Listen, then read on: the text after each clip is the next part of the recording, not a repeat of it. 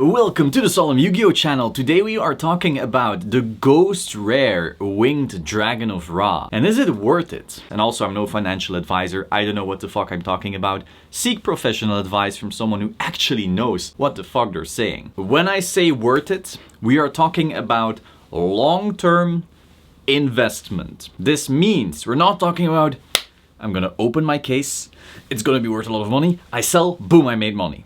I'm sure you can. Absolutely. On release, there's always arbitrage, stuff like that. I have no doubt in the short term you're gonna make your money on those Raws. That is not what this video is about. This video is about in 5 years, in 10 years, will this card have appreciated in a way that is better than stock? Because like, if a card, which is harder to move, harder to pick up, just takes more time and energy to get your returns from. If it doesn't beat a stock, there's no fucking point. Beyond, you know, diversification and something more speculative. But that aside, is this Ghost Rare Winged Dragon of Ra worth it? Now, first of all, I'm a huge Winged Dragon of Ra fan. Like, I've got my my old one, my original one from when I was a kid. If you've seen my collection video, I've also got the PSA 10 of the GBI version, so big fan of it. However, we gotta be rational right here, because we're talking about a lot of money. If you don't know, this card on pre-order right now from certain sellers on TCG Player is currently at 900 bucks. Between 900 and 1000 actually. Now of course, the set isn't out, so that'll obviously change around, but still. So with that being said, is it worth it? I wanna draw the analogy with another card in another card game. The shiny black Charizard from Hidden Fates. Why? Well, it's an iconic card, you know, it's the iconic beast. It's a special printing, kind of printing that we only saw once, and it is not printed that much, you know. We're gonna assume it's one per case, one per X cases. We're gonna assume it's something like that. So when you pull it, it's gonna be really hype, you know. You'll see your YouTubers doing their unboxings with a thumbnail, holding the card up like, I pulled it, I pulled the thing. That's gonna be the thumbnails. That's the type of experience I expect with these Ghost Rares. So why do we bring up the Charizard? Well, when people saw that card, everyone said, this is it. This is gonna be the opportunity of a lifetime. And on release, the card was, I think, 400, 500 bucks. And so what happened? The YouTubers made their videos with their insane thumbnails, got some really awesome entertainment out of it, went up, people started grading them like crazy, and of course, because people instantly started grading them like crazy. We didn't have decades of the cards being damaged. We didn't have 6-year-old kids destroying them. All of them were in amazing condition. And so right now, if you go to the PSA website, out of the 1,900 cards that were sent in, 1,375 came back as 10s. That is over a 13 out of 19 success rate. That is almost 70% PSA 10s. And now you may say, oh, 1,300, that's a lot, but that's not that much. Don't forget, BGS also has a crap ton of these. That should give you some alarm bells.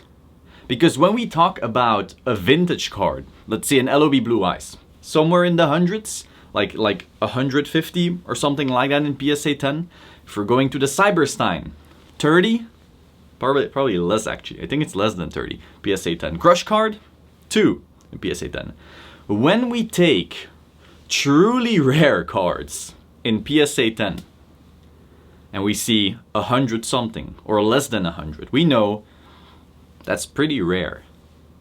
But if you grab modern cards and they are shown as collector's items, instantly preserved, and also mass produced, because yes, even once per case, even once per 3 cases is still mass produced.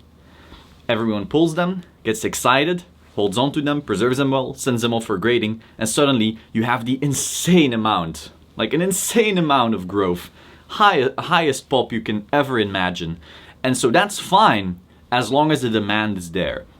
So at first, whenever you had these modern Charizards, they would be high, then they would suddenly pop, go super low, people would get them sent in for grading, the 10s would suddenly be high because the demand for the cards are there, but then people realize, hey fuck, these aren't rare, everyone has a 10. Because if everyone from the get-go keeps these cards preserved and sends them in for grading, everyone's getting 10s. So getting a 10 might as well be the same thing as getting a raw.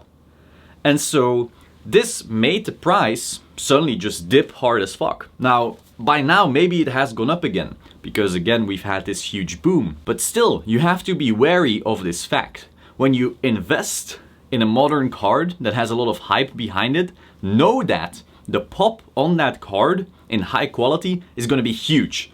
So by definition, you're going to have an insane amount of supply. Just know that. All of the old cards, your supply is very low. Now, if you're a true rarity-based collector, when we talk about actual antiques and stuff, where you have like, oh, this coin, we have at least 20 in the world.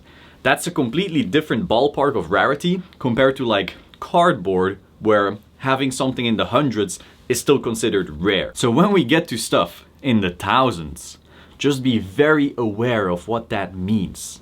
Just be very aware that when you park, I don't know, right now it's about 1,000 into this Winged Dragon of Ra, and then you get it graded, your odds of getting a 10 are pretty good, but they're not 100. Be aware of the risk you're taking on. Having that out of the way, I do want to say there is one major thing helping this card. So when I talked a little bit of shit on Starlight and Collector's Rare, saying, well, they're modern cards or they're all preserved, you know, the same kind of argument I'm giving you here, there is one thing that makes this different from your typical Starlight or Collector Rare. And that is the fact that it's a God card. God cards historically have gone up and up and up because they are so iconic, so the demand can actually meet the supply.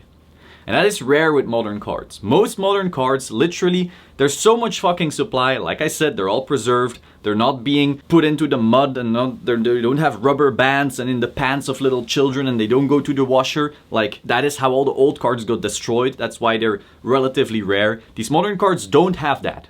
They are all being kept preserved, great condition. That's why modern cards usually go down. But apart from playability and ban list, we're talking about collector's items, not playable cards. So that's why modern cards tend to not hold value as well. But if that abundance of supply can be met with an abundance of demand, then it may go up. And with God cards, this could be the one exception. We've seen God cards always have some level of demand. It's kind of like the Lost Art Dark Magician Girl. Despite there being way too many, I still believe it'll go up over time. Now, not insane amounts, but so yeah, these God cards in Ghost Rare, I can see this Winged Dragon of Ra having a future, but it will always be a bit more wobbly than some of these vintage cards, of which we know there's not many preserved out there. Whereas here we're like, well, every single one that gets pulled is gonna be a 9 or a 10, or if you're really unlucky, an 8. That's all for today.